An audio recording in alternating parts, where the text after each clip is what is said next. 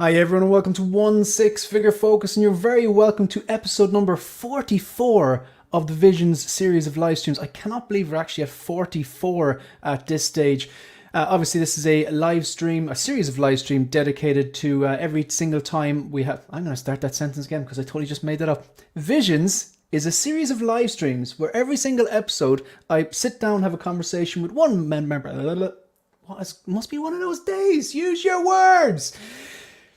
I'm going to bring on a guy called DLO, and we're going to discuss the past, the present, and the future of his collecting journey. I think it's just one of those days, man. Can't get it right all the time. How are you? I thought I was going to be nervous going on your show. I didn't know it was going to be the other way around. Listen, I'm intimidated by greatness. Like, that's what it is. A scavenger interviewing another scavenger. What can I say? I just read that comment. Thank you, Graham. I appreciate the kind words in the chat there. Yeah, that's what it is. The greatness threw me off. I'm getting what you call it when you meet a famous person and you starstruck or something like that. I believe that is what they call it. Yes. Yes. Believe it or not, I was actually way cooler when I randomly ran into Giancarlo Esposito a week ago in Dublin, and I was like, "Oh, hey, you're Giancarlo Esposito," and he's like, "Yeah," and I was like, "I'm a big fan of your work," and he said, "Thanks very much," and I walked away and I was like, "Nailed it," but oh boy, you hear that thunder again? I hear it again. Yes, crazy. See, this is it. This is what happened when Scavenger meets Scavenger. We get the DCEU lightning and thunder effects going on. Right, you bring the thunder, I'll bring the lightning. Yeah, there we go. It sounds like we you never know. James Gunn hears about us, and who knows? One thing leads to another, and kind of some sort of a Shazam duo or something, or maybe something better. There you go. How's your Sunday going? It's going well. I'm on the East Coast in Florida, so it is about approximately 10 a.m. over here. So family is being very lazy and sleeping and being thoughtful about us. They're dead right now. They're dead right. Yeah. I like their style. I said, this is kind of a big deal, so I'm going to need you guys to keep it down. So good stuff. Yeah, this is definitely not a big deal, but I appreciate you inflating my ego there. Thank you. Very impressive Modu case setup behind you. They're all Modu cases, aren't they? They all are. Yes, I have made a transition to Modu case this year, and it was a labor of love. But once it is complete, I would never go back. It's fantastic. I hear a lot of people say that they can be tough to assemble, but everyone says the final product, once it's there and you've got them assembled, you've got the lighting the way it wants, and you have your figures in there and they're displayed the way you want, the lights hits, and you're just like, it's totally worth it. And I'm a big believer in that. Like, anything worth doing, anything worth doing sometimes takes a bit of effort with the final product. Like, it's just a kind of a sense of completion. Even I was yesterday I was telling Ian Ancient Silver Fox I ordered a few fusion reactors kits, and I have two of them and I'm buzzing about them, but I was trying to install the light up buy for the DX13, and it was taking me way too long. So it's just something up with this, but it kind of ended up breaking, and I contacted the guy, and the guy was like, yeah, look, no problem, I'll replace that, no problem. And it was just like really, really good customer service and stuff like that, because I don't want to give up on it, but like I don't mind if I got to spend an hour doing that. Once that I get to go into the collection room and click a button and it lights up, and it's like, it's worth it, because the effect you'll get for like the months and years after that will outweigh the kind of frustration of putting those bloody things in, It's always an absolute labor of love when we do what we do for the collection here. So, I mean, it's just ever evolving process of, what you want your collection to look at, whatever phase you're in there. So, I mean, the community is always what's the best thing about this, especially when you just said your story about how you had an issue with your purchase and someone was, absolutely there to support you with great customer service. And that's what it's all about. Just great community all the way. Yeah. And even Calvin, the low-key collector, he's got a bunch of them. He chimed in, he goes, don't worry about it. I had a similar issue. The guy sorted me out. It's always great when you hear those positive customer service stories. I'm going to address the chat really quickly before we start going, if that's all right. Of course. So 17 people watching. Massive thank you for anyone who's taken a time out of their Sunday to tune in and listen to our conversation.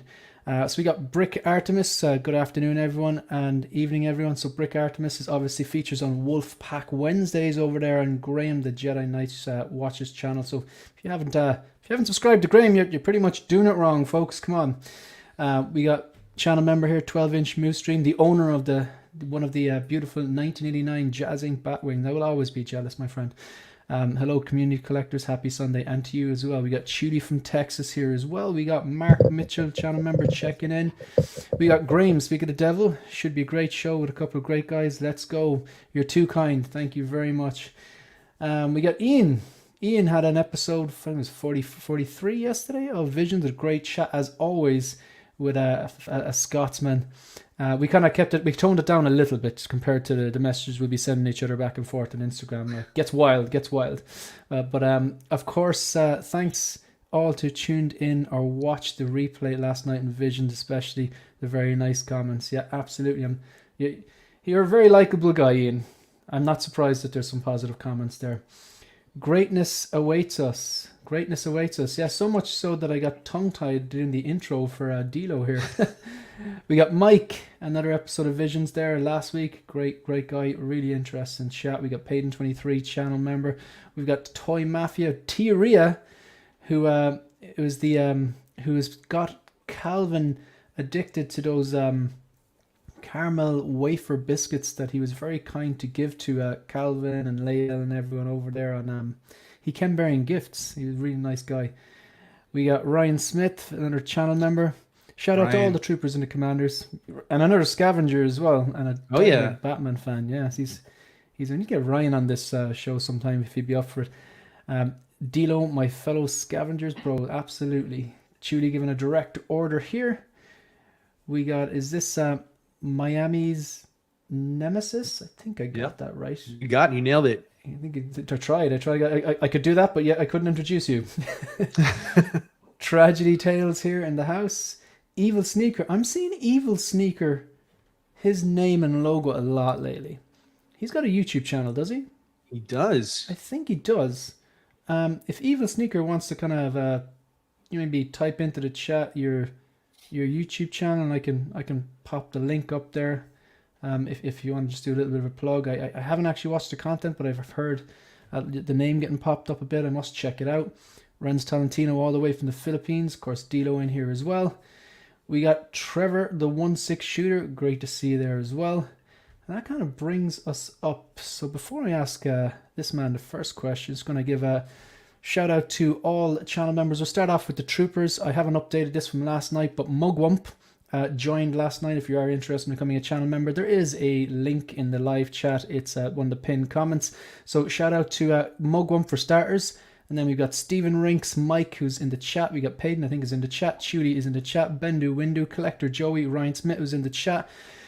Again, this just reminds me not only of the fact that they're members, but the fact that when I go live, they're there to warm up the chat and ask questions and keep it going, and say hit the like button stuff. That is greatly appreciated. We have Alan, the 6-scale gallery. If you haven't checked out Alan, check out his Instagram. He is literally a professional photographer. I'm not saying professional as in hyperbole. He's literally a professional photographer. He does product photography, and he does great for his own head sculpt photography on his own Instagram. Really good stuff. The 6-scale gallery. X-Man Supreme, 12-inch Moose Dream, who is in the chat. Philip the Fool, Keith, the 6-scale Padawan, fellow Irishman. Mark Mitchell, who I believe is in the chat. William Owens, I saw William there.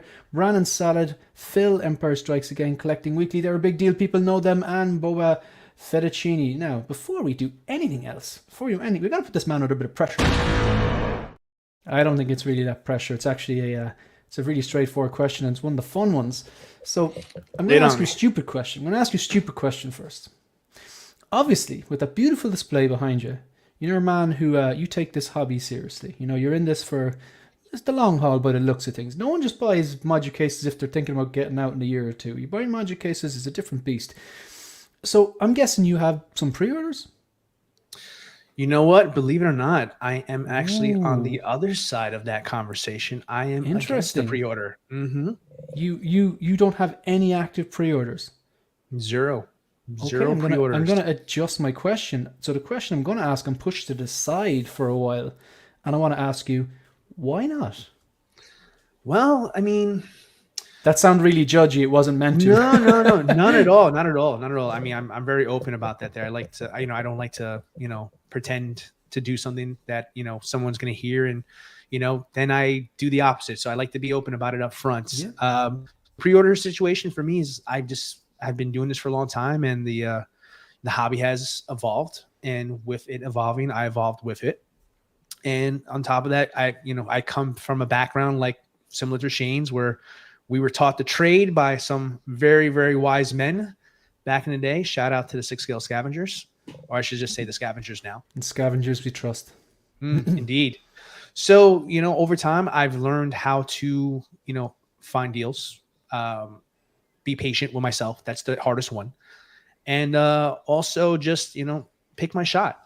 And it's worked fairly well for me for the last few years since I've been doing this. And more importantly, I do it because I myself, like anybody else in this hobby, can be just a victim of the moments sometimes, and just be very excited about something, and eventually come to my senses, in my opinion, and say, you know what, as much as I love it, as much as it's beautiful, it has to make more sense for what direction I'm going with the hobby. And I just, instead of losing an NRD or potentially buying the figure, selling the figure, taking a massive loss, and I say, I'm going to force myself to prove to myself that I absolutely need to have this figure and love it. So it's helped me, it's helped my wallets, and my wife is less judgmental. So it's clearly I'm doing something right for me. So that's kind of the reason of my focus is the way it is. Mm-hmm. Good stuff. So you kind of like almost, when something gets first dropped and you're hyped for it, like let's just say hypothetically it's what I like to call a triple threat. Figure drops, goes up for pre-order, it looks amazing, and it's a figure from a character you particularly like, from a movie or TV show that you absolutely love. It's got the nostalgia and all the trimmings, and it's a particular suit that you really, really always like the design of. You'll actually, instead of hitting that pre-order button, you'll kind of go, I know I want this, but I'm going to hold off a bit. Will you hold off until it actually drops and you get a look at it, or? I will. I mean, it may not waver my decision on picking up that figure or not, but I still will wait, just because you never know. You never know. I mean, like I said, the hobby is ever evolving. This is, it's not the same hobby that I came into where it was an absolute necessity to do so. I mean, Hot Toys is now more mainstream than when I first came on board. It was more niche at the time of when I began there. So like I said, I've adjusted my tactics just to, number one, keep up, because that's the big thing. I mean, there's far more options than there ever been before.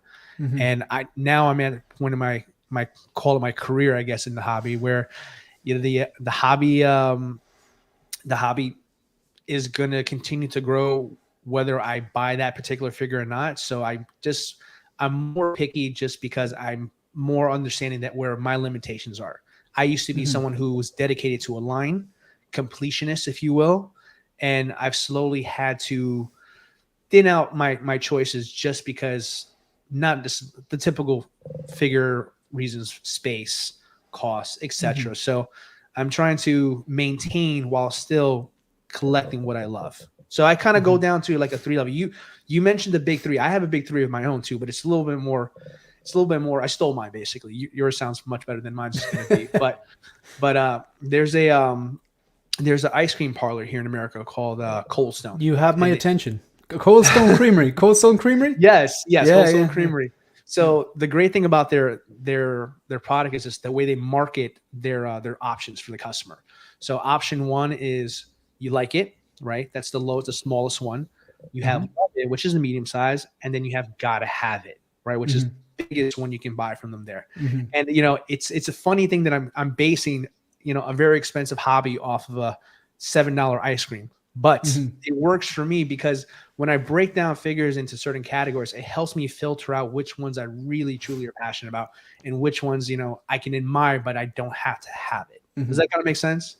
Oh, absolutely. Like you mentioned something there. You kind of said like you're a big 3. Your way of collecting and figuring out what you want and what you need is based on the Cold Stone Creamery kind of a little thing that the advertising thing, the way they advertise stuff.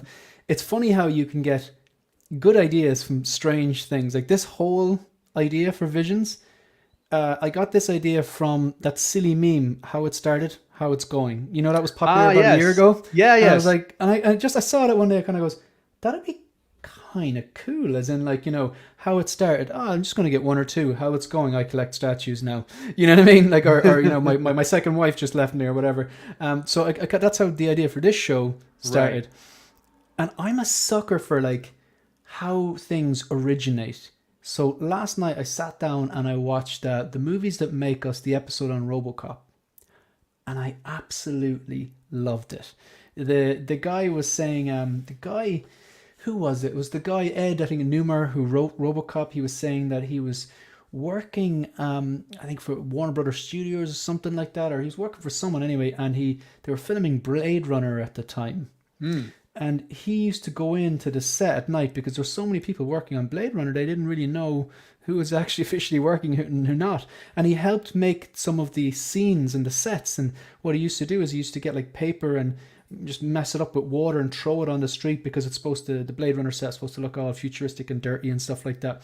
And he saw this car, I think it was one of the, they're called spinners or something, these flying cars from Blade Runner. And he saw it and he goes, I wonder what a robot would look like stepping out of that. And he started getting this idea, and that's how the idea for RoboCop, because he had the name right then and there, and that's how the idea from RoboCop came, just from him making trash to throw on the set of Blade Runner and seeing one of these flying cars thing. And if it wasn't for that, like, split second, we might never have that movie. I think I just love those little origin stories. Inspiration comes from all sorts of places. The strangest places. Just going to address this here, this chat. So I had it's YouTube, www.youtube.com/@evilsneaker. Thank you very much for the love, 16 Figure folks. Appreciate the support, everyone. I must actually go and check out the channel. I just heard a lot of people talking about it recently, so a lot of people helped me when I first got started. So Dito, so I have to readjust my question. Thanks very much for answering that as well. I think a lot of people are moving to the non-pre-order model. I definitely don't pre-order as much as I used to, and as much as I have 2 Scavengers Dopo t-shirts, I wear them ironically because I Dopo nothing. You know what I mean? The good old days. Might be a weak one if I really, really want something, but typically I don't Dopo anything. But the question, I'm going to just reword it. Of the available pre-orders, could you just, if you were to click into existence, say any of the pre-orders that are up for, any of the figures that are up for pre-order now, if you could magically just make 3 of them appear right now, what would they be? What was really caught your eye that you know you're going to get, but you just haven't pre-ordered because you have adopted a non-pre-order model? What would they be? Sure. There's certainly multiple figures that match that criteria there, and they will eventually come home at the right time and place. Just a question of, you know, when, not if. But the first 3 that really just come to my mind at the top of it there, honestly, I want the No Way Home Spider-Man. I want Tom, I want Toby, and Andrew was drawing a blank there. I want the 3 of them there. That's, for me, it was a phenomenal film. I still watch it over. I watched it recently again after watching the Into the Spider-Verse sequel. And I know Marvel is not exactly the talk of the town like it once was, but there's still some gold there. There's definitely some memories and great moments there. So I would absolutely say, top of my head, those for sure. So you liked No Way Home? I did. I knew there was a reason. I liked it. No Way Home, I've heard people loosely comparing No Way Home to The Flash, and I think that's insulting to No Way Home, because regardless of your opinions or the chat's opinions on The Flash, the cameos in The Flash, without spoiling anything, they're very much like, oh, remember this guy? You like him? Yeah. But they don't do a whole lot. They don't really add to the story. They don't really contribute. There's not really... It was fan service that wasn't earned. That's the best way people tell me how their opinions on The Flash there. But I agree with you. I'm an apologist for DC. I'm a DC first kind of guy, and I'm a suffering collector on that side of things there. But the DC have the best movies. Like, as much as I'm making a little bit dig at the DCU, you look at the Dark Knight trilogy, Batman 89, 92, yes. the Joaquin Phoenix joking, the Elseworld stuff, the Batman Robert Pattinson, they are proper movies. Like, I'd die on that sword. But go on, sorry, you're going to say something? The challenge to that art, I'm going to challenge you because I'm a DC fan as well too, and I'm a diehard Batman fan. That is primary one. So if you have any questions about Batman, if I'm going to get at the answers, yes, I'll just answer them now. But for me, it's just like there's more to the DC than just Batman. There's so many amazing stories out there that just haven't made the screen yet, that just, you know, deserves that focus as well too. No pun intended. But yeah, as far as the DC is concerned, as far as the Flash is concerned, comparing it to No Way Home, they're night and day different. Good movie. I very enjoyed it very much. No Way Home is modern day classic. Sorry, I lost you there for a second. The audio cut out for a second. Yes, I said No Way Home is a modern day classic. So in my opinion. I would agree with you there. It's just they did a lot right. I mean, when I think of No Way Home, obviously the first thing I do think about is the boys walking out of those portals. Fair enough. But then I think about what they actually did, and Garfield's redemption arc. He finally saves MJ. I know it's not Gwen, but beautiful acted, beautiful way of giving him a nod. Like, he didn't just go back in time and save Gwen. He's saving this new person, which means he knows what MJ means to Tom without actually knowing MJ or Tom. Absolutely.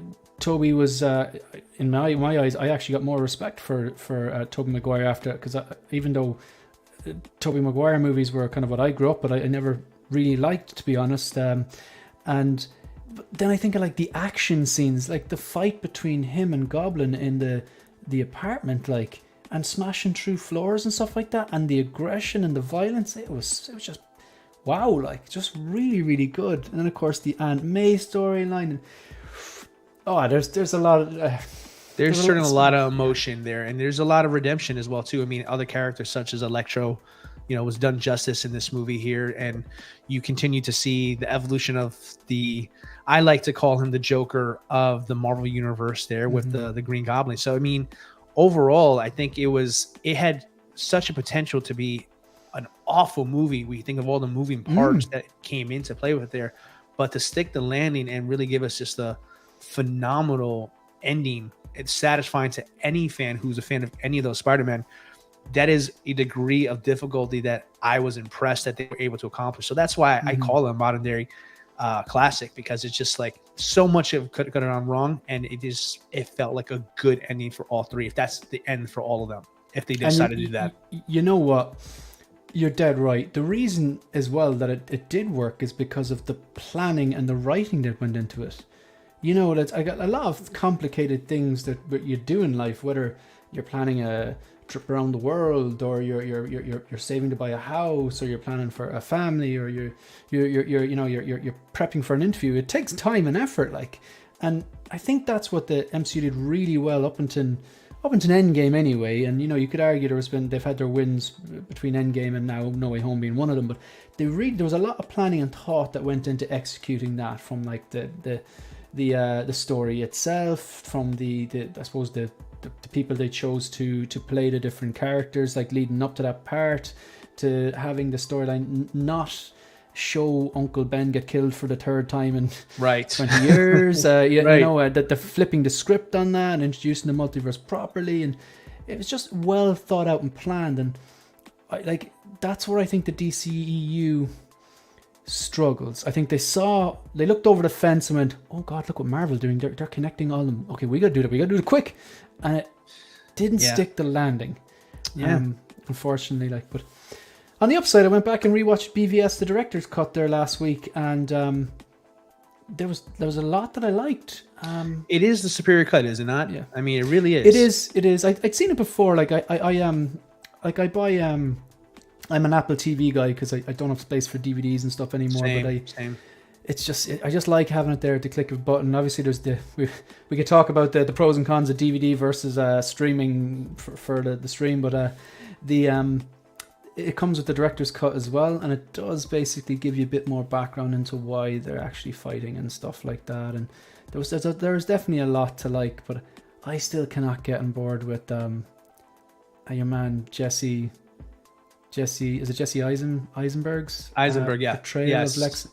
I just cannot get on board with it.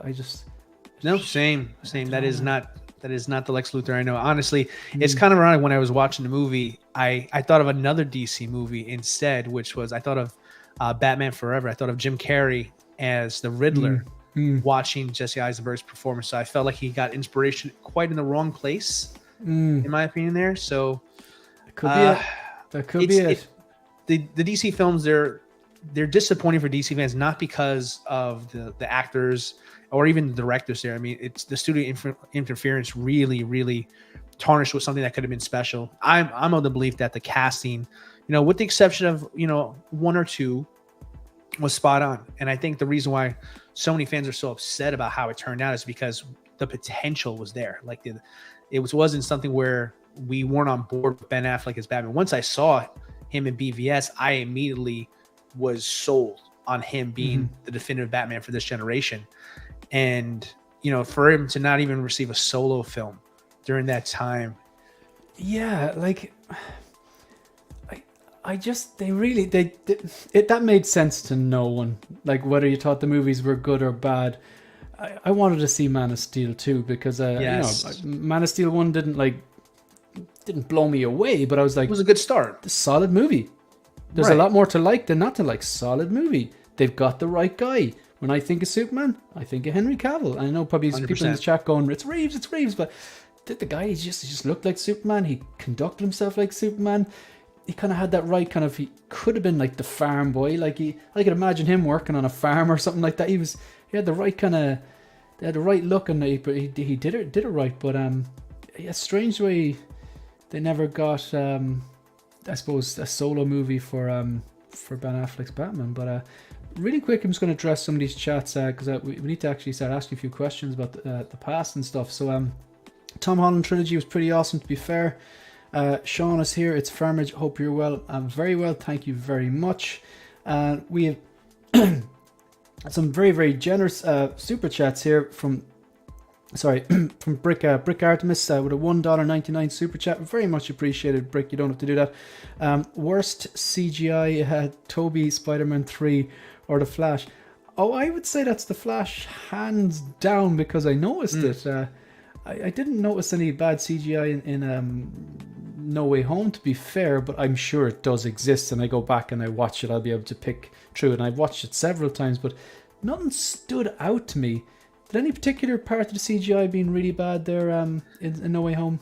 I'm sure there is, but I just can't think off the top of my head. I don't think he's referring to the most recent trilogy. I think he's referring to the Tobey Maguire trilogy. Sorry. Okay, that's a different story. I've only watched the Buddy Maguire once. I thought he was talking about No Way Home, I thought that too. Yeah, because the way there's a lot of talk these days about the poor CGI in The Flash, and there's the argument that if the story's good enough, it shouldn't matter, and all this kind of stuff. My view on that is, if you want just a good story, you could probably stay at home and read a book or a comic. When we go to the cinema and we pay for the $20 and whatever it is for popcorn and all that stuff, you do expect it to look well as well. But so I'm sure there's shots in even movies with great CGI where something doesn't look fully up to scratch.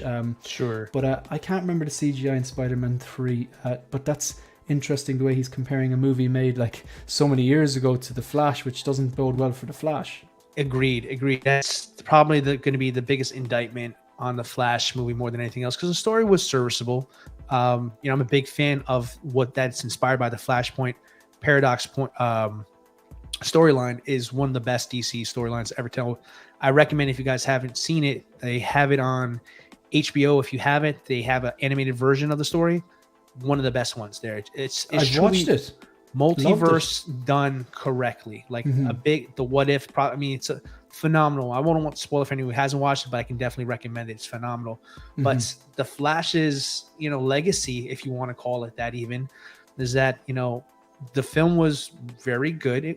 I'd say fairly good, but the CGI is what I'm going to leave there remembering more than anything else, because like you said, Shane, you paid your $20 to watch the film, and you left there distracted, confused, and wondering, was that really a film in 2023, or was this a Tobey Maguire 3, like Rick says there? So but on the flip side to that as well, I didn't walk out of the cinema and go, God, that was awful. You know what I mean? Yeah. when I saw the cave and they took the cover over the Batmobile, I was brought back to being that 6-year-old watching the Batmobile. Agreed. And I'm not gonna lie, I'm glad I was on my own. Bit of a lump in the throat and a bit of a pull yourself together, man. People are watching, But it was it's great to see Keaton again, and and there was a few scenes where Ezra's acting. I don't want to spoil anything, but when he's I don't even want to give anything away, but there were some very poignant moments there. It was well done. Things he had to do. Done. Yeah. Yeah. I'm just going to address these super chats before we start talking about the past of your collecting journey. So, Evil Sneaker, reciprocating the support. Thank you, man. I'm enjoying your content. Also, DLO's collection is fire. Wolfpack, let's go. Evil Sneaker, you absolutely don't have to do that.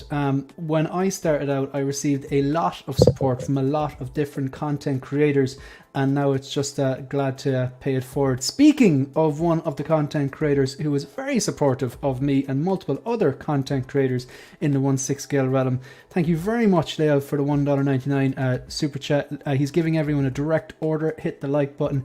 And of course, Lael was I think the first or second person to ever invite me on a live stream, so I got that support, so just paying it forward. Thank you very much, Dale. I do appreciate it. So, take us back to the beginning, because that's what people want to hear about. I'm going to shoot a few questions at you. Don't feel obliged to answer them all, but just to kind of get the ball rolling here. Let's go. I want to know, when did it all begin? When did you get your first 1/6 scale? Was it a Hot Toys? Was it a sideshow? Was it a third party? If it was a Hot Toys, who did you buy it from? How did you find it? How did you find, was it the Instagram and Facebook algorithm? Was it a friend? Was it a bad influence? Was it you just came out of like a movie and you went, I love that movie. I want some sort of a statue or figure to remind me of how much I love that movie. When you got your first one, what was it? Who did you buy it from? How did you react to the price? Did you think, no, I can one is okay. This is fine. Or did you think, was it like that meme where everything's on fire and you're like, this is fine, but you knew lots more were going to come. You were down a rabbit hole. Talk to us. No, great questions. So for me, the way it started was actually by mistake, believe it or not. So I remember like it was yesterday, I was working with a dear friend of mine. He was my boss at the time. I was in my early 20s, and he is a big Christopher Reeve Superman fan. And I've already kind of outed myself as being a massive Batman fan. So conversations and what have you, he was in the process of building a man cave in his garage, a shrine to Superman. So obviously talking to him so often, he mentioned, hey, have you ever heard of a small company called Hot Toys? And he showed me a few photos. And I think at the time, I remember the photo he showed me specifically, it was the Batman Begins Toy Fair exclusive. One of my favorite suits, the original Christian Bale from part 1. And I couldn't believe I was looking at an action figure, not a picture of Christian Bale. At the time, looking at those focal eyes of back in the early 2000s, it was out of this world. But so I gained interest in the hobby there, and I started just looking for a long time, looking for the right moment. I was still just a single guy in an apartment. So I didn't know if I wanted to start adding these here. I want somebody to want to marry me one day, not necessarily be repulsed by the idea. That's the way I look at it. Yeah. If you had a big collection like that, the third date could get awkward, maybe she would say, leave the lights off, perhaps. Just be polite. That's when the LEDs kick on. I was kidding. But love it. But all the same, I fast forward, I'm a husband, I'm a father now. We're buying our first home. I said, now is the time. I can do this now. I can have proper space to, serve it justice and make a space solely for my own, feeling really good about my personal accomplishments. And I decided to start pre-ordering around the time of BVS. BVS is when I finally made my first pre-order. So naturally, I had to go with Ben Affleck's BVS Batman. That was my first one I ever pre-ordered. And it took a long time to get him. And I told myself I would just get him and, call it a day. But then I got him in hand like everybody else does. When you see your very first Hot Toy in person, it's an experience. It really is. You're going through the packaging. You're seeing all these hands and accessories and like, oh, how cool. I remember this from the movie. And then I just had this moment. It's like, I need another one. And then, so I got Superman and I got Wonder Woman, and the list goes on and on and on. And then eventually I got to the point where, you know, I had them just on a floating shelf. I gave it a little shelf. I remember it. I had it custom made. I don't even have it anymore. I ripped it all apart to make this collection room version that it is today that you see. But I was officially hooked. I was looking at every release. I was looking at every figure. I was thinking about, well, you know, Marvel's doing amazing things right now. I'm a big fan of the Guardian films at the moment. Maybe I'll go into that line. So before I knew it, I had all these figures. I had no idea what I was doing. So pretty much then I started looking for YouTube videos, and I found collectors like Justin at the moment and others of that nature. Clipper King comes to mind as well too for me. And I just started getting ideas and finding clubs and communities. Ian mentioned the Clipper King yesterday as well, and a lot of people who've been on the Visions episodes, they've mentioned the he's Clipper King. One of my favorites. I really wish he was still, you know, with us here in the community full time. But I mean, he was just a guy having fun with his figures, which is all about. I love people's excitement about the hobby, and that gets me excited about the hobby. So, but yeah, I just started building DTOFs and doing what everybody else was doing, and little by little, I had a really good collection. I just realized, like, I'm actually doing this full time, so I need to start making this look nicer. So it was a blast. It was a blast in the beginning. It felt like a party every single day. Every week there was another figure coming in the mail, and I just knew I was hooked. This was going to be something I was going to do for a while. So your first was the BVS Batman, correct? BVS official pre-order. First, yes. The Hot Toys BVS. That was the first one you ordered, first one you got in hand? Yes. Surprisingly enough, you know, when you're not assimilated into the hobby, let's say, you know, you can be patient and just wait for that one pre-order. But once it comes in, it's a whole nother ball game. It changes everything. What's available now? What's available now? What ships today? Right. Yeah. Right. And then you went from that to, was it the BVS? You got the Trinity. Was it the BVS Superman and Wonder Woman? Yes. And who did you say you got them from? I got them like most people here in the States doing the first one. I got it from Sideshow. Yep. So just, you know, went through there, and, you know, whatever was sold out. I really wanted that Nightmare Batman. And I think that was probably my first eBay purchase. And that was, I think, this is the first one I ever paid over retail for. And that was Which one was that, sorry? The BVS Nightmare version of Batman. Oh, right. Yeah. So that kind of like, how did you react then? I know it's a question that's been flogged to death, but everyone has a different kind of perspective on it. Like, because if you take, for example, Jay from Brother Cousins, he worked backwards and got the DX07, and then like it was only like a week or two later they announced Bespin Luke, you know, and of course they're different figures, like, because that's a DX one was a DX, it was a 2-pack, I think it was the first Star Wars. Sure. First Star Wars DX, or maybe first Star Wars ever. Yeah, so that, you know, that's a piece of history there. So, so how did you react then? Did you still have the Nightmare Batman when the 2-pack was announced? And did you care, or you're like, eh? You know, I did have it, and you know, I'm very OCD with some things in collecting there. When it comes to having like a complete shipment, I don't like to buy things loose, because I really wanted that Superman. The Superman was the only thing really giving me attention, giving the product attention there. And I already had the Nightmare one. I was very satisfied. I had no issues with it whatsoever. So I didn't want to be that guy that doesn't have the box and all that stuff there. So I wound up trading my version. I got something else. And then eventually I bought the 2-pack itself, just because I don't want to have multiples. I get you. Just a few chats there. Chuli said, I had a gal over once, came in, laughed at my collection, left, never saw her again. And you're probably better off. Yeah. You know, as in, to be fair, like, even when you are in a relationship, like, there's things and like that you'll enjoy that your partner won't enjoy, and there'll be things that your partner will enjoy that maybe you won't enjoy. Like, my girlfriend's big into musicals, and I don't not like musicals, but I wouldn't go out and just go to a musical. Right. But like, she's like, you know, I want to go see West Side Story or Hamilton, and, you know, I'll go, and my God, I would appreciate it. Like, you know, the talent, the singing, the dancing, the choreography, the set design, I'll appreciate it. It's just not something that I would actively go out of my way and do if I was single, you know what I mean?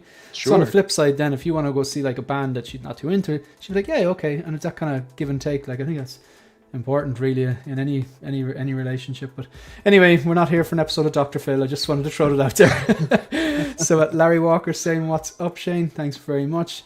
So you you mentioned Sideshow. Is Sideshow still like your go-to number one? And obviously your situation and my situation is very, very different, being not in sure, Ireland, you're in the States and stateside. But who do you buy from, like, usually?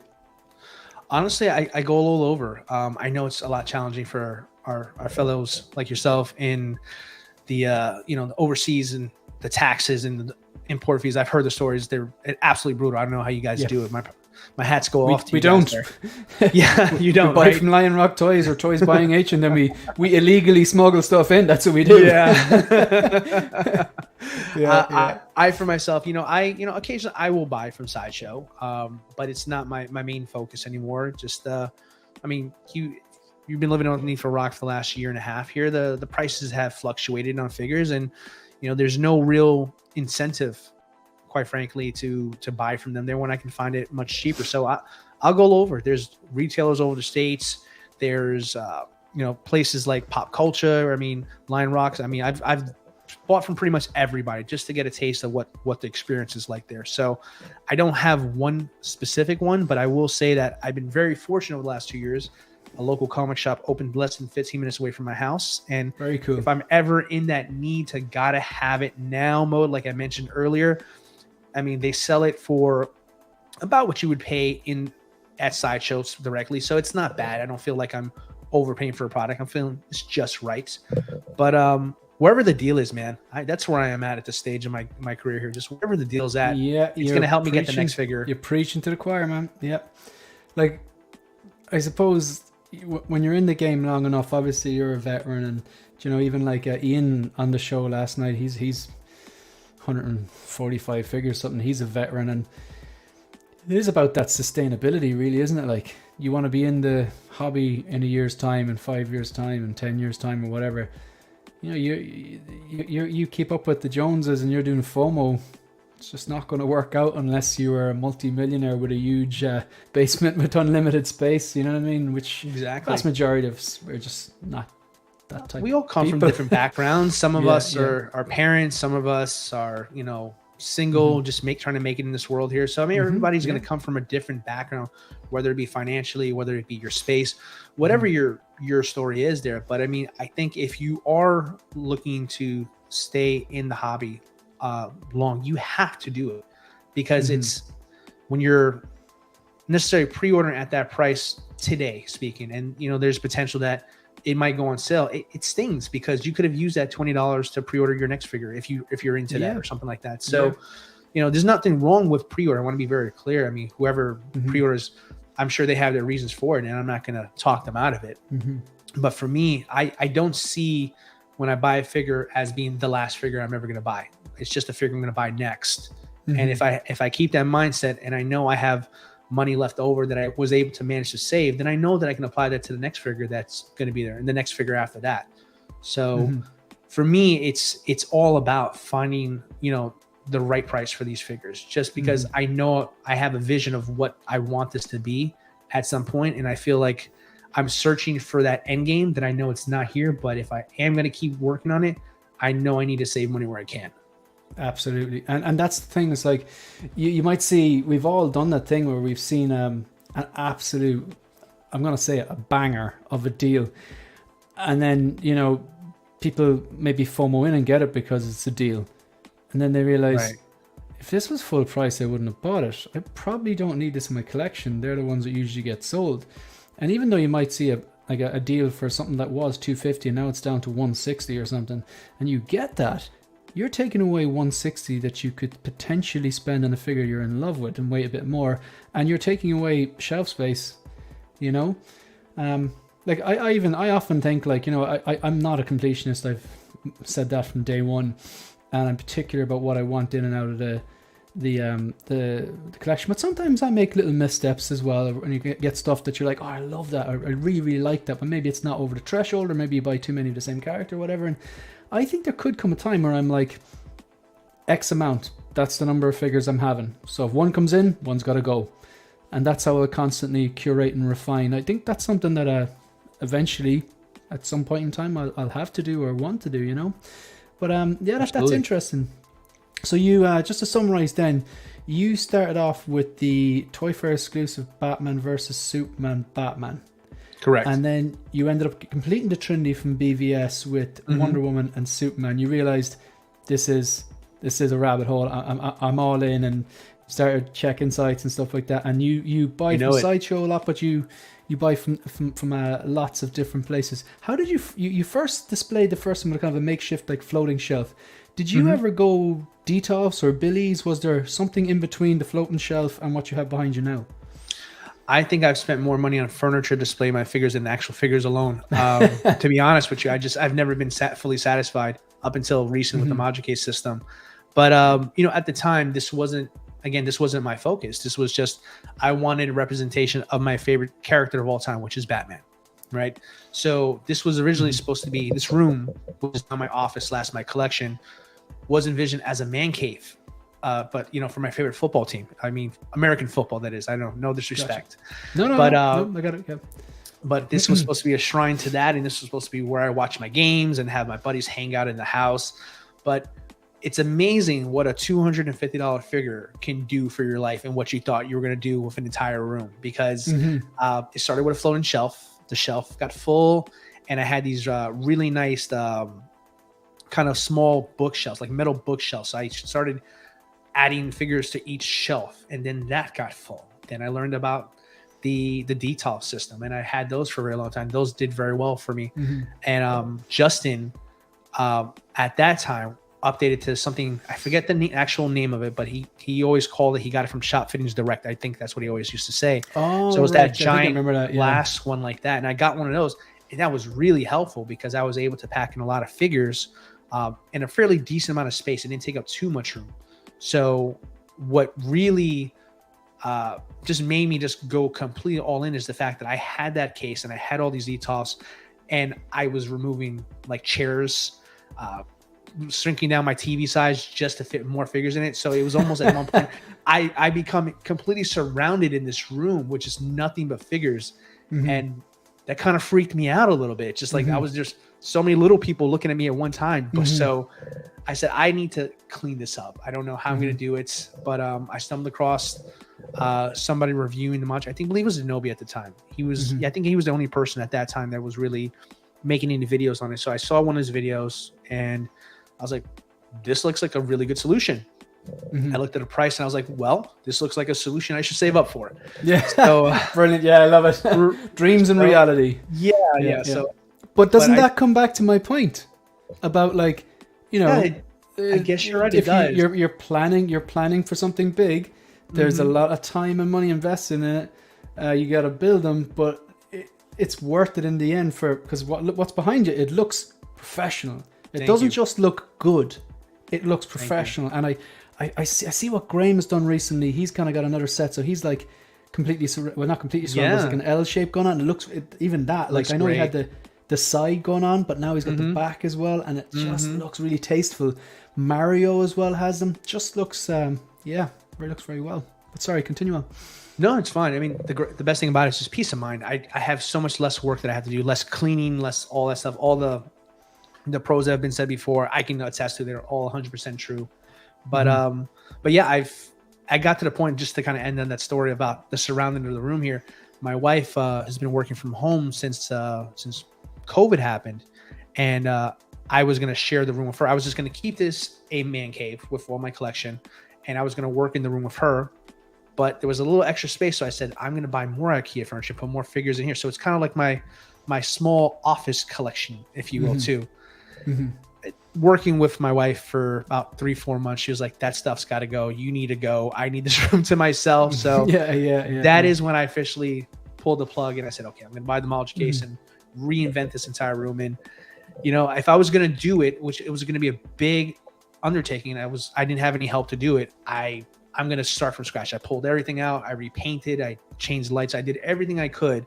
And I got a lot of inspiration from a lot of wonderful collectors out there. So I don't have an original thought in my mind. So if you appreciate this, if I can remember everybody's name, thank you guys for inspiring me, because without you guys, this wouldn't be possible. But I'm so happy with how it turned out there. It's really nice to come in here now. No, absolutely. And it does. I get that.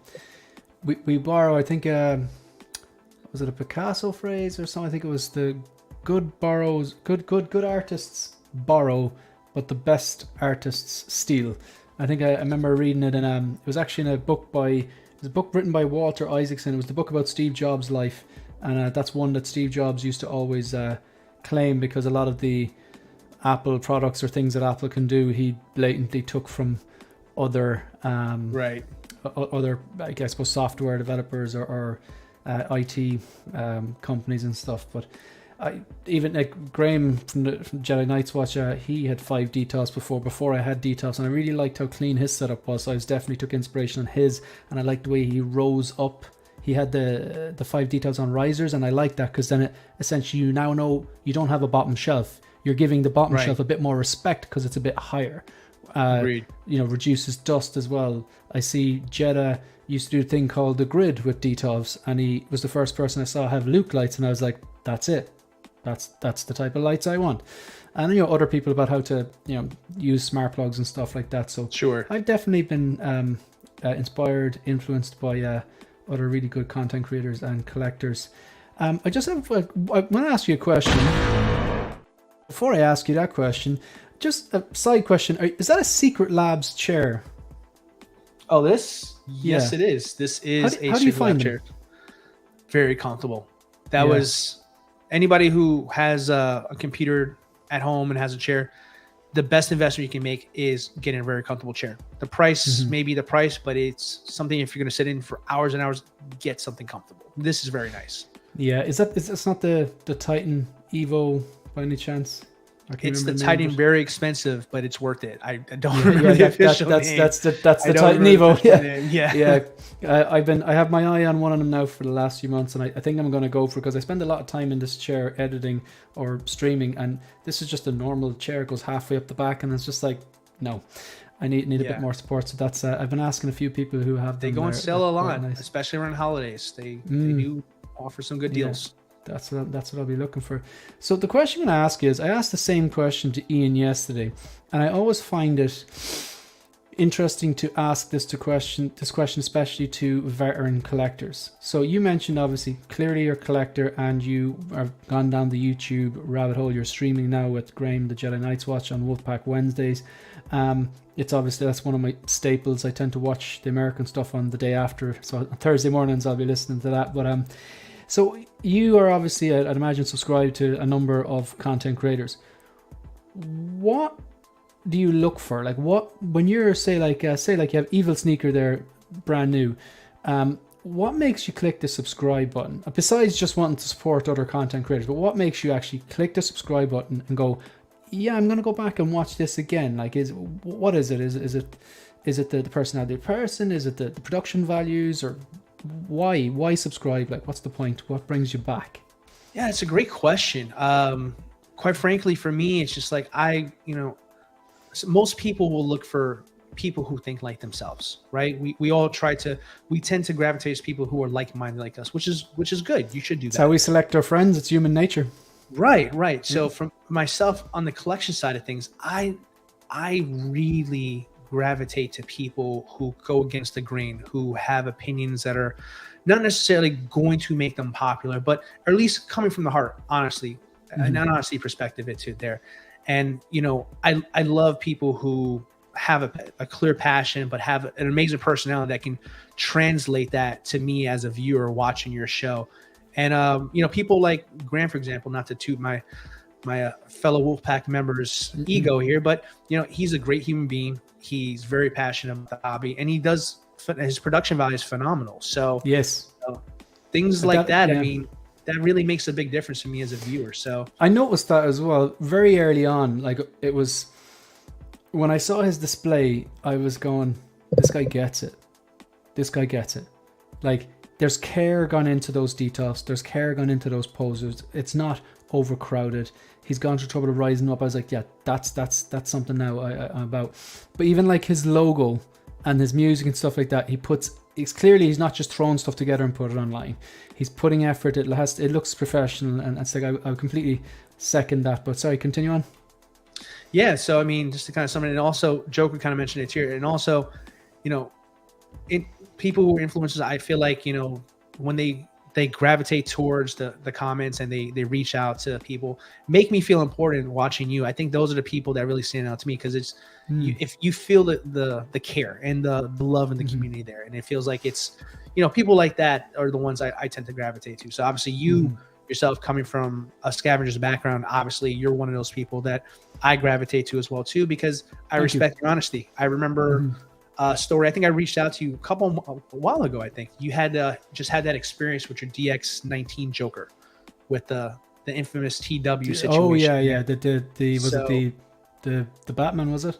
Yeah. Your Batman situation there, and you know, I admired that about you, because obviously that could have gone sideways for you, right? Because you could have been accused of being negative in the situation by others, but you stuck to your guns and you gave us a perspective that, and an experience that not everybody has, and you, in a way, you kind of helped out another collector if they ever experience something like that there. So I think that's important. I think people who are willing to be honest despite the potential public ramifications of going against the grain, I think those are valuable people in this community, because it helps other collectors. That genuinely helps the other people who don't know better. No, I get that, and I do appreciate the kind words. I find that, like, sometimes it's funny. It's a small community, but then if you take something which is emotive, like InArt, are you with them or are you against them? Because you can't be in the middle. You know what I mean? It's like, you know, it's like there's are you team InArt or are you not team InArt? Somewhere in between the truth lies. Like, you know, is an InArt figure going to change your life, and then when you open it up you're going to see Jesus or whatever? Like, it's not going to, you know, it's not that's not probably not. Probably not. Is the figure going to have a pulse? No. Are they bloody good? Absolutely. Are they perfect? No, there's always room for improvement, you know. So even myself, like, I'm blown away by the figures. Like, I absolutely love them, but mine came with issues, and I have, you know, gone to the correct paths to try and rectify those issues. But I think there is that bit of, like, you know, how do I say that? It's just like, if I'm bringing something to the table, it's based on my own experience. I'm not being controversial or swimming up the stream just for the sake of it. You know what I mean? Because like sometimes you can be very strategic with a thumbnail and make like some sort of like controversy out of nothing if you really wanted to. You know what I mean? But then after a few views, people are like, no, this person's just doing this for the clicks. You know what I mean? So it's like, but every now and then, I suppose, when you do have an issue, I think if you, depending on how you handle it, I suppose. And again, I don't know if I get it right or wrong all the time, but I'd like to be honest and transparent. So I do appreciate that. I'm just going to address some of these chats here. So Joker J, personality and engagement with the chat makes for really fun talks. Yeah, do appreciate that. Ryan Smith, enjoy your streams. Graham and DLO on Wolfpack Wednesdays. Always watch on the Rewind.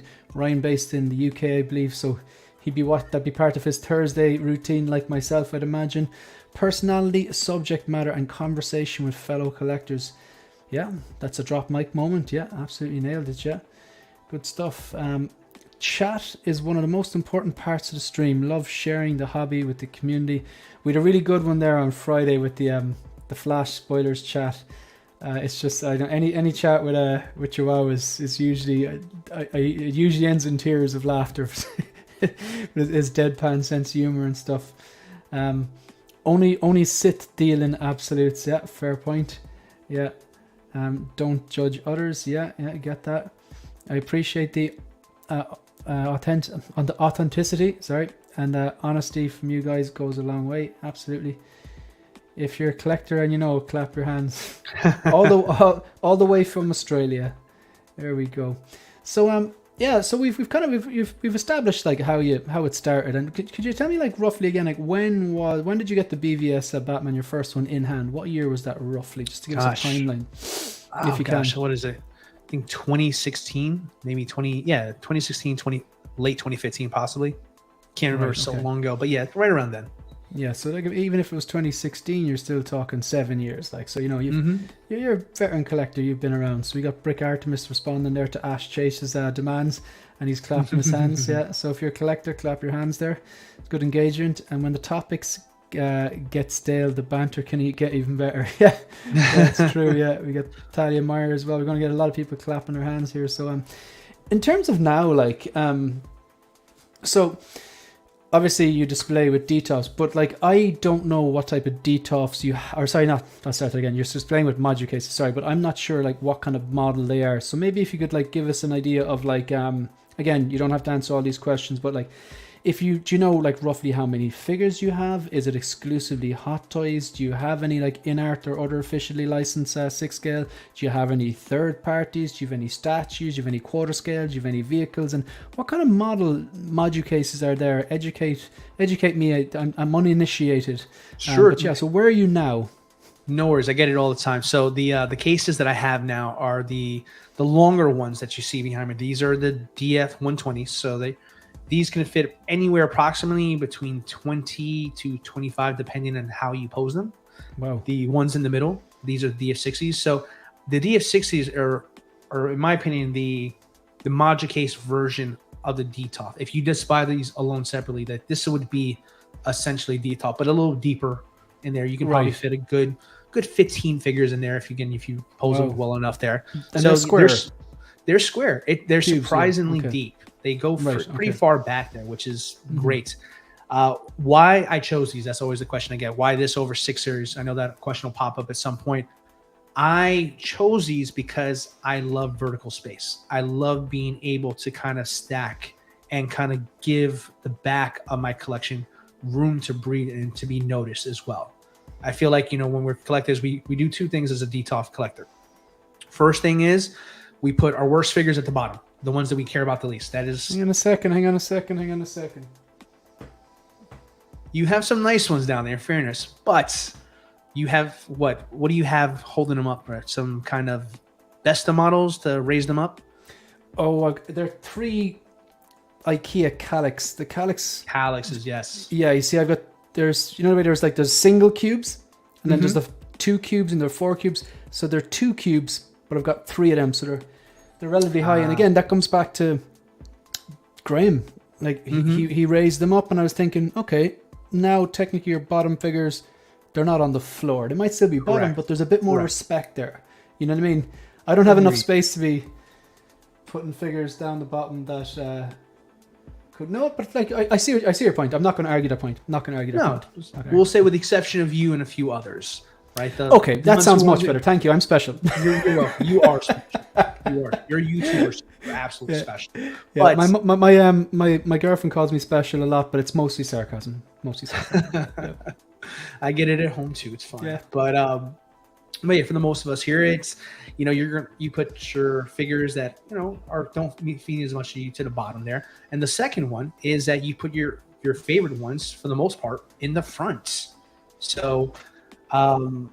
With these here, with the height that I'm able to give everything there, whether it's my favorite figure or not, everybody gets to get showcased. Everybody has their moment in the case, if you will. And I really like that about it because now, I'm a big fan of, as a kid, I used to collect movie posters. I used to love movie posters. Yeah. And the one thing about movie posters is that what the point of a movie poster is not to look cool, which it does, but it's to sell you on the story that you're going to watch this movie at some point. So for me, I take my inspiration when I display my figures from movie posters because I want it to tell a story, even if my posing is limited or my space is limited. If I'm able to put a certain figure next to a certain figure, it gives somebody who has not seen my collection before an understanding of why it looks that way. And in a way, it almost like I look to give the room excitement just by that certain look there. So that's why I decided to go with the slightly higher module case system, just so I can perform that there. And I've been really happy with it. Yeah, it looks so. Could just give me the code again for the cube ones, just so I can be the code. is? So the bigger ones are the DF120. DF120, and I presume that's 120 because it's 120 centimeters long, is it? Bingo, you got it. Okay, yep. Gotcha. Okay, And how does your mind deal with that metric? Because I know the Americans are not a fan of metric. It's so funny you mentioned that, because there's a time frame to wait for this here, and I measured my room 1,000 times before, just to make sure I got it right. And I'll type it into Google and double check my numbers and all that stuff there. Measure twice, cut once. The old handyman's. Yeah. Yes, exactly. So I got it. I did okay. Yeah. If it's that's all that matters. But yeah. So I'm sorry. The middle ones, the smaller ones, these are the DF60s. Right, the DF60s. Gotcha. So the DF60s are the cubes, and then the DF120s are the more cuboid rectangular ones. Yeah. You got it. Yep. Interesting. And the DF120s, would it be right in saying, are they the ones that could you fit like a tumbler in there, or a Batmobile, or do you need bigger ones again for that? No, the DF120 is like the sweet spot. It's the one in the middle. So you have the Max series, which is really more for statues. The DF, which is in the middle of that, and then you have the 6 series, which is for your 6 scale figures. I like the 6 scale series ones too. It's just like, for me, again, the height is very important for me. I'm a big proponent of having height for my collection.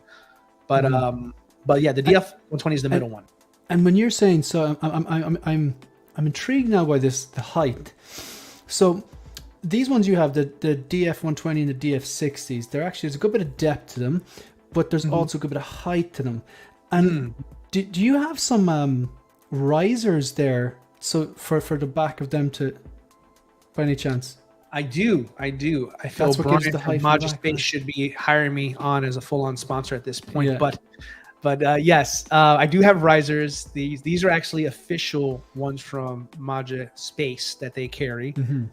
It's a half shelf, so it saves me a ton of space, because depending on what kind of acrylic risers you use, it could take up more space than needed to pose that figure, just because it's not custom.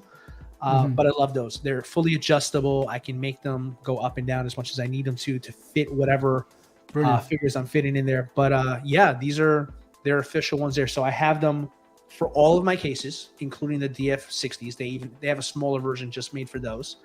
And right now, my personal favorite one is actually the one just right behind me here. This right here is my Return of the Jedi display here. So I have Palpatine on the throne, the 2 Emperor guards. I have a Stormtrooper, and I have Vader and Return of the Jedi Luke Skywalker there. So I loved my time having DTOS, because I was able to be creative and create small scenes out of those. That's one of the things I do miss about them. But the DF60s do give me that option, so I take full advantage of these smaller ones to do my own creative spin on what a Module case display should look like.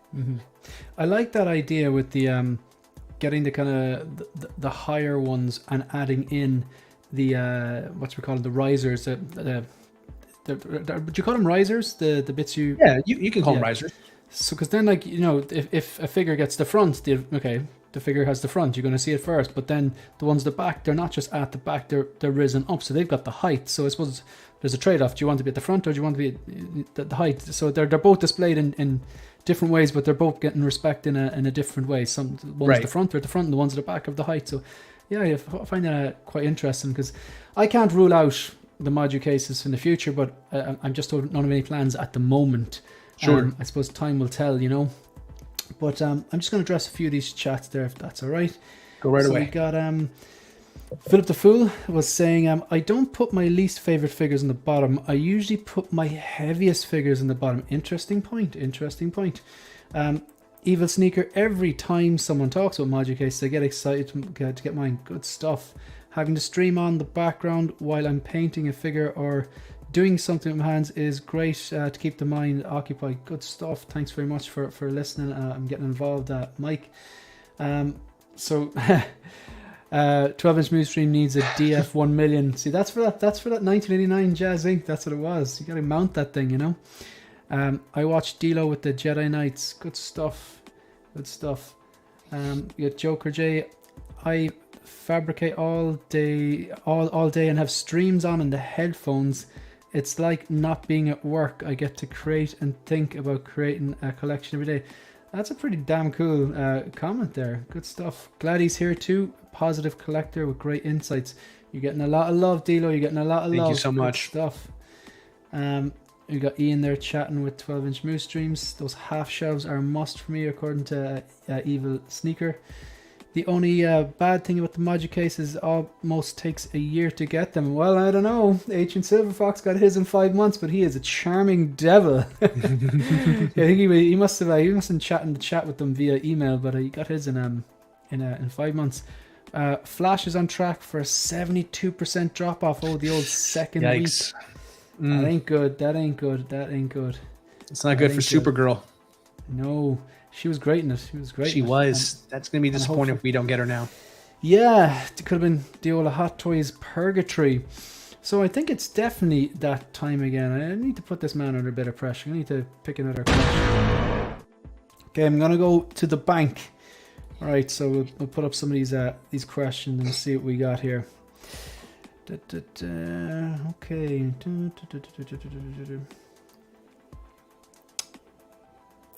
In the last few months, let's say in 2023, what announcements have popped up that like really got you excited? That you were like, okay, it's not just.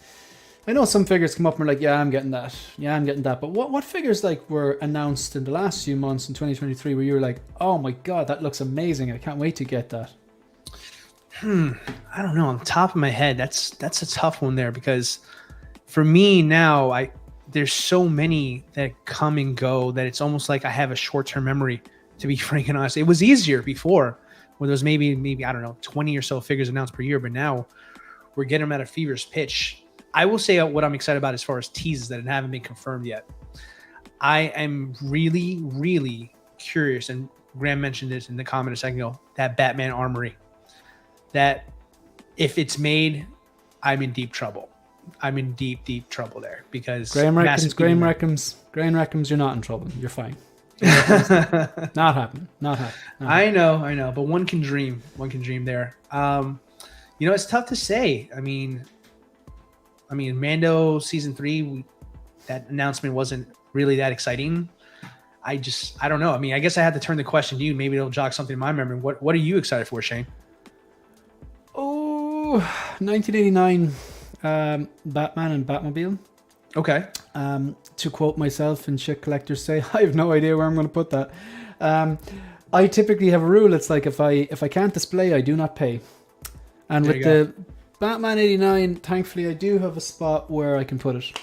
But it's not going to fit in as seamless as I'd like it. So I need to get a little bit more creative. It's like I have a place where I can put it. It's not going to be a problem, but I like when you walk into this room. Like, this room is actually quite tidy. You walk in, to your right there's the wall of detofs. To the left you've got the kind of L-shaped corner desk where I can stream from or work from, and get the ring light sorted, and then there's floating shelves. It's actually fairly neat.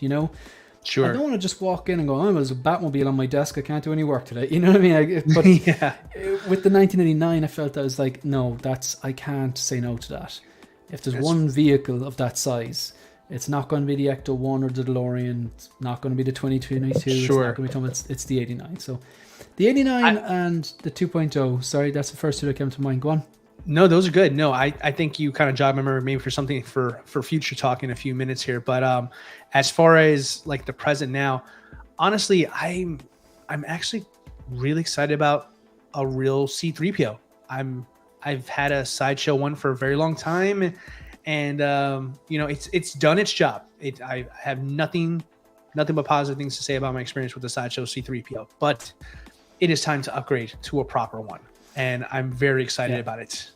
That was my next thing I was going to say, because the 40th anniversary Vader, as much as I know a lot of people were put in a tight spot with the 40th anniversary Vader because it looks amazing, and for me, if I had to choose between the 40th anniversary Vader and the Kenobi, it would be the 40th anniversary Vader. But I have decided I'm not going to make myself make that choice. I'm going to get the two of them. But again, that comes down to passing on a lot of stuff that I think is really cool, or a lot of stuff that I like. You know what I mean?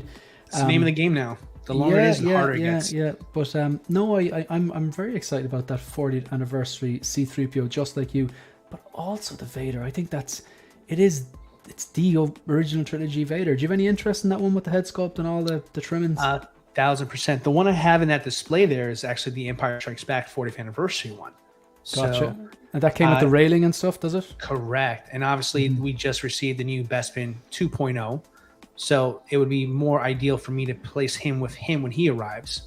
But having the Return of the Jedi 40th anniversary Vader with that Luke Skywalker, that could be iconic, because I'm thinking of possibly maybe posing the two of them together kind of in like a battling stance, kind of like that iconic scene where it's like very dark and all you see is the lightsabers. And I always loved that scene as a kid growing up watching the Return of the Jedi.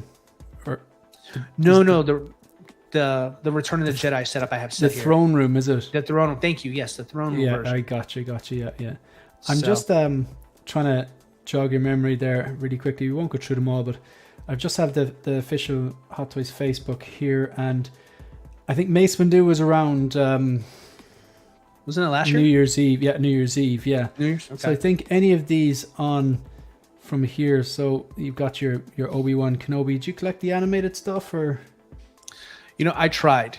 I'll be honest. I tried, and I fell out of love with it a lot faster than I thought I would, if I'm being honest. So I've kind of pivoted away, and I'm trying my best to stay solely towards the movies at this stage. You're a man after my own heart. Now here's one that, if I was asked this question, this is something that I'd be like extremely keen on. Would you be in the same train of thought? Absolutely. You just, it's all coming back to me. All my memory is flowing back to me now, Shane. Thank you so much for that. It's like a Celine Dion song. well, this Bane is amazing. I had the original one, and it left a lot to be desired. And I thought about doing the kit bash like most people, but I kind of forgot about it in the whole scheme of collecting everything that I collect. But this and the new armory is very high on my list. Yeah, I actually did the Bane kit bash with the Fison M35 and the Daft Toys kit. It was actually quite nice, but I sold it as soon as I saw this. I was like, no, this is superior. Sold it, took the hit, and just continued living my life. But the Bane is definitely. I'm trying to see what other ones you mentioned. The armory as well. So there we got Bane here. Just stop me if there's anything else. Any interest in this Mark 6? Yes and no, just because with my focus with Marvel is there's so many great Iron Man out there, and any one of them I'd be happy to have in my collection. But I want to keep it to a minimum, just because I feel like the past 10-12 years of Marvel, that that Infinity War saga that we went through, and everybody's kind of taking a breather from Marvel. And I feel like now that it's past, it has more meaning to me now. At the moment, I wasn't overly. I loved what we were going through it, but it wasn't like as a passion as like some of the other things I have in my hobby. But now that it's kind of in a way gone away, and I've had time to kind of take it all in, like I want to keep it to where it's solely just characters that were within that saga, and I want to have representation of each one. So in order for me to accommodate that with my space, I need to hold my temptations for other Iron Man figures and other captains. I should have one of each, and I've been doing it so far, and it looks really good. I'm going to probably do a tour update soon and kind of show off what I've been changing about it, but it's I got to keep it to one. So you mentioned this, and just before, we'll just maybe take a look at this, and then we'll go on to the future you're collecting, which can be the most exciting, but also maybe, I suppose, most hard. It's a harder probably section to answer questions about and think about, because some people have a very clear vision, other people are like not so sure. But this one here, you said you're particularly excited about this one, and I want to be excited about this one, but I'm really not feeling this head sculpt. Like, why are you excited about this, and what do you think of the head sculpt? Well, I had the original armory. Okay. And it was a phenomenal purchase at the time. As you can tell by my tone, I don't have it anymore, and I miss it. But when I saw the promo of these for years ago, I was like, okay, well, I'll have a second shot of it. And again, like other things I mentioned, I've forgotten about them over time because I just continue to collect other things.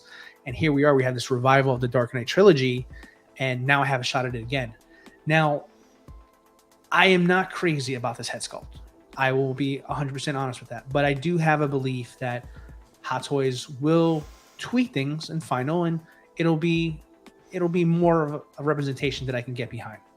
Now, one thing I cannot get behind is the fact that it is a statue as opposed to an articulated figure. That I cannot stand by. You think that's a slippery slope? I think it is. I think Hot Toys right now, with the emergence of, third parties doing much better and taking up a lot more of the market share, and now InArt now being the new darling of the community. Now it's Hot Toys is in a crisis of consciousness. They don't know what they want to be anymore. They've made some weird choices recently, but I think this one is probably the biggest misstep here, because we're here for the articulation. We're here for, the ability to customize our liking. And I think having a statue limits that for a lot of collectors. But thankfully, I'm not afraid to kit bash. So my intention would be very simple. I do want the new updated suit, which I think, in my opinion, we should have got with the DX19, but that's a story for another day. Yeah. And what I'll just simply do is I will put that suit inside this armory, take the new suit out, make that my new representation of the Dark Knight. And I think Bruce Wayne is just as important as a character as Batman is. So I will take that head sculpt, which I know I can remove, and put it on a suit, and voila, I have a proper Bruce Wayne. Yeah, Joao, Big Brother, always makes fun of me because I say I don't collect civilians, but I think a really, really good Christian Bale Bruce Wayne in a tailored suit might sway me. I know it's a meme now at this stage, but InArt have said they're going to do that one, to be fair. And they have so far with the Pattinson Batman. They have, the Batman, and they have the 2-pack with the Bruce Wayne. So I'm just guessing that maybe when they do the DX19 style suit, they'll do a Bruce Wayne in a suit as well. So I'm waiting and holding off. I want to see what they'll do. For this one here, I can understand people are like, oh, look, it's not articulated. But this is the pose that I would want him in, to be fair. I see this as, the way collectors are sometimes saying that wouldn't it be great that they give us the little bust, like the little bust that comes with the Venom, or the little bust that comes to quarter scale, so you can display the head sculpt if you're not displaying the head sculpt on the figure. Sure. I see this as a glorified head sculpt holder. You know what I mean? Because this is the pose with the jacked arms. This is the one I would actually put him in if I got it. But I'm just waiting to see how the head sculpt in this turns out, and how the fingers on the sculpted arms turns out, because they look really plasticky. So I want to see that. But at the same time, I do actually want to see what InArt are going to do, because I don't think I could justify getting this set, and if InArt do a 2-pack and it's nice with the DX19 style suit and the Bruce Wayne in the suit. I have nothing to go on. I'm just purely speculating, but sure, I think it would be either or for me. I'd have to wait and see and weigh up the pros and cons of both of them. But you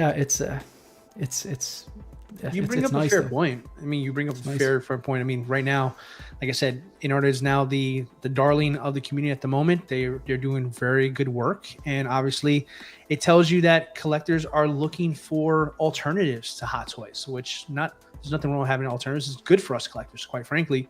But I think for me, at my stage of collecting here, I view the InArt product more as an alternative in the event that there's something out there that Hot Toys isn't focusing on, and something I can get in. For example, I pre-ordered the Lord of the Rings figures from InArt. But Aragorn looks particularly phenomenal. I'm very, very excited. I can't wait to get those in hand. But I mean, again, those are figures I chose that are not being made by Hot Toys. Just like the Batman, for example. Like, what's your opinion on the Batman from InArt and the Batman from Hot Toys? Would you say one is definitively the better one? It will depend on how the head sculpt and the rooted hair comes out on the InArt. Because if the rooted hair turns out as good as the prototype and the head sculpt's good as prototype, I think that would win in terms of realism there. But if you're judging like for like, the single pack sculpted Hot Toys and the single pack sculpted InArt, there might not be that much of a difference. Agreed. Agreed. That's why I look at it as an alternative, because I think it's still too close of a call of a race. And you know, having one figure, again, I'm in the same boat as you, Shane. You know, great figure, perfect, probably not, but you know, still a good first figure. I just don't feel the need to convert over entirely from Hot Toys to InArt until I see a little bit more, because it's easy to make one figure and knock it out the park if you have so much time for R&D on one figure. But we have to respect and understand that Hot Toys pushes out, you know, 20, 30, 40, maybe 50 depending on the year. I mean, and maybe like a handful of them we may have grievances when we talk about it on shows like this, but for the most part, they do pretty well still. So until there's more to go off of, I view them more as an alternative to my Hot Toys collecting, as opposed to the next stage of my collection. Yeah, I feel that they're 1 for 1 at the moment for the most part. Agreed. They've created a great product. But like I'm kind of lucky in the sense that like I've watched the Lord of the Rings trilogy, and you know they're great movies, but I'm a fair weather Lord of the Rings fan, so I can't justify. Understandable. You know, as much as that Aragorn is absolutely amazing, I was like, you know, look, that's for someone else, like, you know, and the Gandalfs. Pennywise was never going to happen for me. So the only other one that they have currently on pre-order that I'm interested in is the single rooted Batman, because I have the Hot Toys one bought and paid for it. You know what I mean? So yeah. But like, I'm kind of not in a rush to pre-order it, because judging by the way that even the rooted Joker has gone, like the rooted 2-pack is up on Lion Rock Toys there. It's there, you can go on, you can buy it. And the 3-day window is actually finished, just in case. Yeah. You know what I mean? So I you know, it's like, do you play Texas Hold'em? I'm sorry? Did you ever play Texas Hold'em poker? Did you ever play Texas Hold'em? Oh, yes, of course. Yeah, absolutely. so do you know the way when you're big blind, you get to see the flop for free? Yeah. So like, I'm going to wait and just play it by ear and see what that rooted single looks like, and hopefully see it for free. And if I want it, then I'll maybe throw my hat in the ring then on that. Like, but see the flop for free, you know, because I think there was a narrative like that. These are going to be sold out before release, but obviously that didn't happen. Right. But then again, I don't think they're going to produce the same numbers of Pennywise or even agreed. Gandalf or the InArt Batman. The Heath Ledger Joker, especially the rooted, was kind of the ultimate triple threat, really. Like, it's iconic character, an iconic performance of iconic character, iconic performance from an iconic character from an iconic movie. Like, it's... You nailed it. Do you know what I mean? So what can you do? So they're not all going to be 3. So no, they're not always going to be there. Yeah, exactly. Like, where I can look at Pennywise and go, okay, I'm not a major fan of the character, or the movie. It was, you know, it was good, but the bloody figure is amazing. It looks stunning. Right. But, so we're going to move on to the future really quickly. Do you still see yourself collecting in 5 years' time? 1,000%. 10 years' time? I don't know. What would that make me at that point? Ooh, that made me a very old man. It would make you old. Yeah. An old man that plays with toys at that point.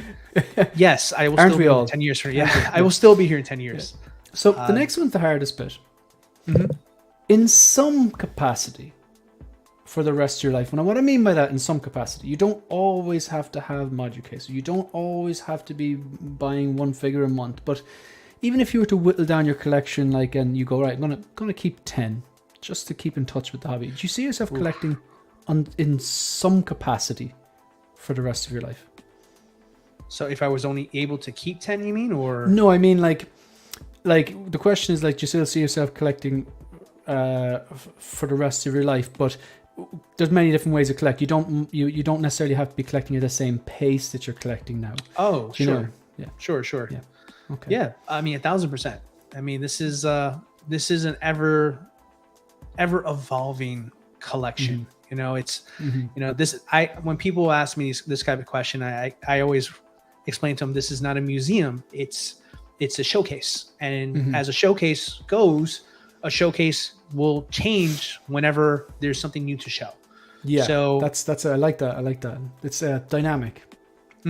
Absolutely. 100%. So what's next then? I mean, a lot of people, like, sometimes I get people and they're kind of in an empty room, but they've got module cases on the way and all their figures are in boxes. So this question's easy for them. They're like, well, my next step is to get the module cases, and then behind I'm going to build a wall of module cases, and then I'm going to get everything posed up, and the statues are going to be here, and the quarter scale is going to be here, and the 6 scale is going to be here, and my vehicle is going to be here.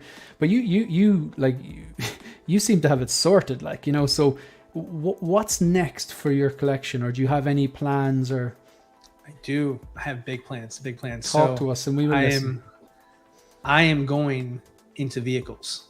I'm going down that rabbit hole. I've adapted this less is more approach moving forward, as I feel like I've matured as a collector. I've spent a lot of money. Some I regret, some I'm glad I did, but I want to be a more focused collector in the sense of where my vision is unmatched. This is the plan, and this is the route we're going. We're gonna go for it, and that's where I am right now as a collector. I want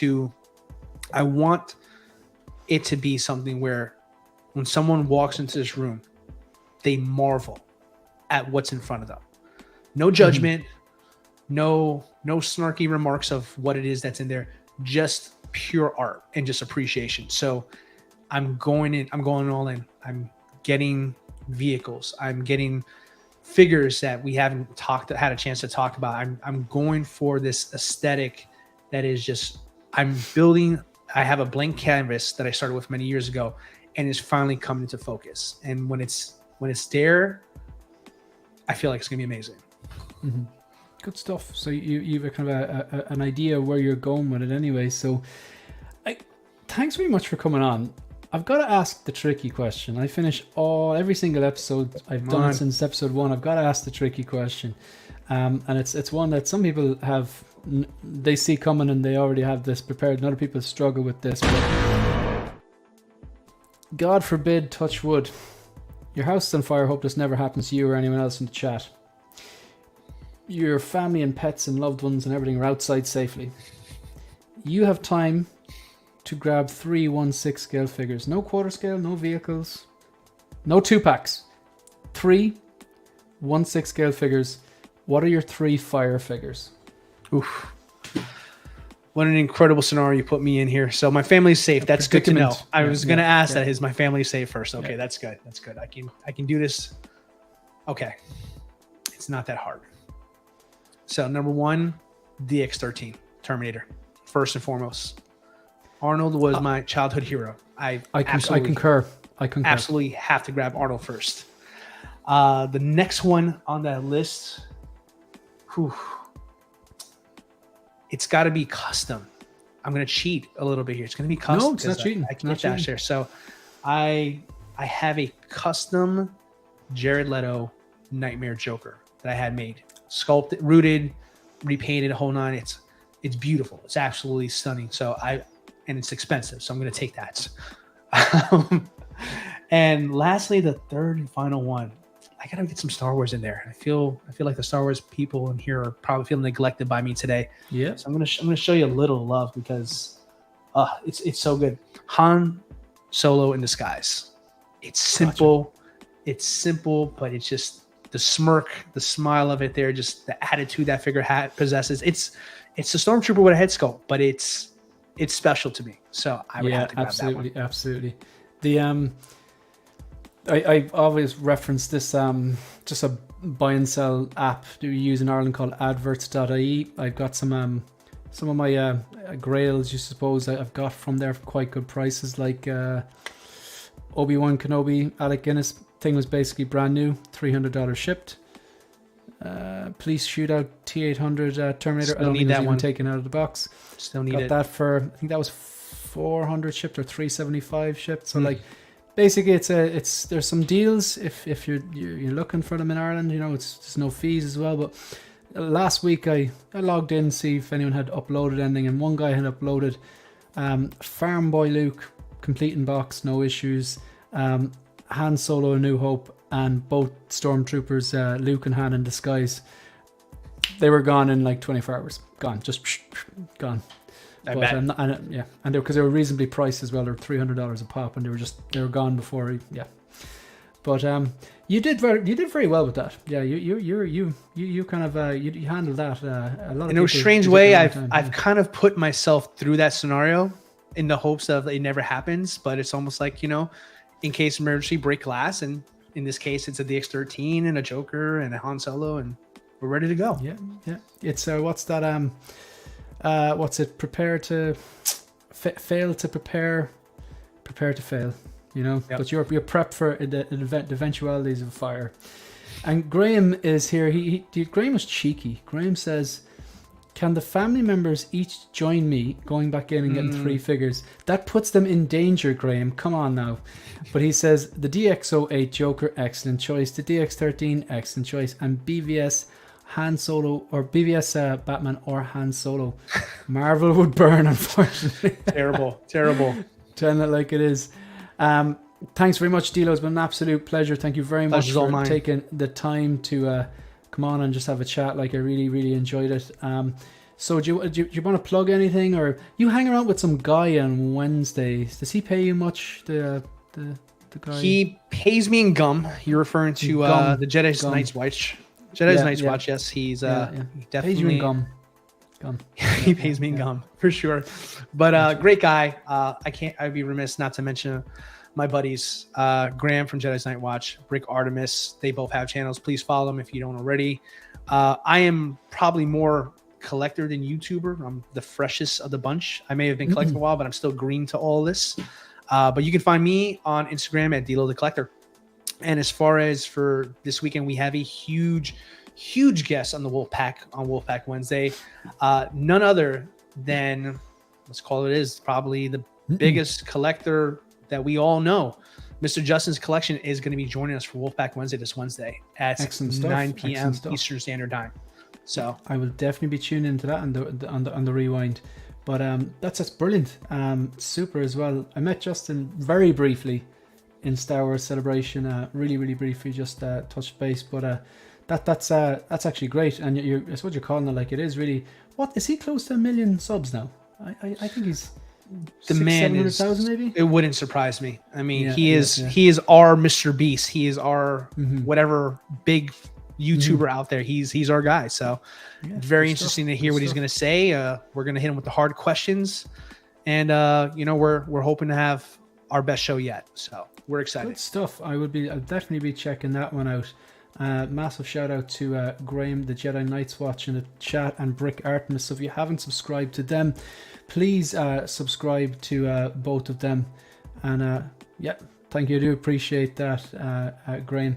So please subscribe to @EvilSneaker on YouTube, Brick Artemis on YouTube, and the Jedi Knights Watch as well. Just going to quickly give you a rundown of I'm off for a few days, so there probably won't be any content for the next 2 or 3 days. There won't be a Hope show tomorrow, but what we've got on the show on the channel already, these videos are live. So we've got Shit Collectors Say episode 5, my thoughts on Nebula, a spoiler review on The Flash, my thoughts on IG-12, thoughts on Moon Knight, new streams. Well, basically the Hope show won't be on Monday, but the first 8 episodes are there, and we'll be back Monday week for episode 9. No, I tell a lie. I will be in Sri Lanka then. There mightn't be content for about 3 weeks, folks. But there's enough on the channel there if you want to work backwards. Thoughts on wishlist. My updated wishlist is there live as well. Upcoming streams, these are all in the past now. At this stage, this is what you're watching right now. Folks, it's been an absolute pleasure. Thanks for taking the time out of your day to watch this. Please, if you actually like it, like the video, subscribe to the channel, and leave a comment. And yeah, look, we'll catch you in the next one. That's us signing off. See you, folks.